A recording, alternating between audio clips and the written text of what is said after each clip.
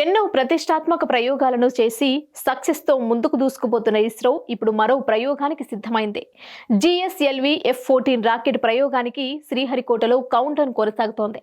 అయితే ఇవాళ సాయంత్రం 5:35 రాకెట్ను ప్రయోగించనున్నారు ఇస్రో శాస్త్రవేత్తలు. షార్లోని రెండో ప్రయోగ వేదిక నుంచి జిఎస్ఎల్వి F-14 రాకెట్ను ప్రయోగించనున్నారు.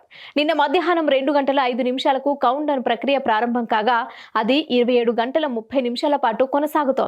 ఆ తర్వాత ఈ రోజు సాయంత్రం 5:35 2275 కిలోల బరువైన ఇన్శాట్ 3DS ఉపగ్రహంతో నింగిలోకి తీసుకెళ్లనుంది జిఎస్ఎల్వి F-14 రాకెట్. అయితే ఇప్పుడు చేపట్టిన ప్రయోగం ద్వారా 2275 కిలోల బరువైన ఇన్శాట్ 3DS ఉపగ్రహాన్ని కక్షలోకి పంపనున్నారు ఇస్రో శాస్త్రవేత్తలు.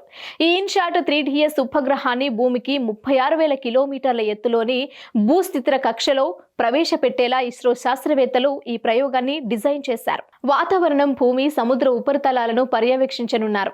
మెరుగైన వాతావరణ పరిస్థితులను, వాతావరణ అంచనా మరియు విపత్తు హెచ్చరికల కోసం భూమి మరియు సముద్ర ఉపరితలాల పర్యవేక్షణ కోసం రూపొందించబడిన ప్రత్యేకమైన మిషన్ ఇదే. INSAT 3DS ఉపగ్రహం ప్రస్తుతం పనిచేస్తున్న ఇన్సాట్ 3D మరియు INSAT 3DR ఇన్ ఆర్బిట్ శాటిలైట్తో పాటు వాతావరణ సేవలను పెంపొందిస్తుంది.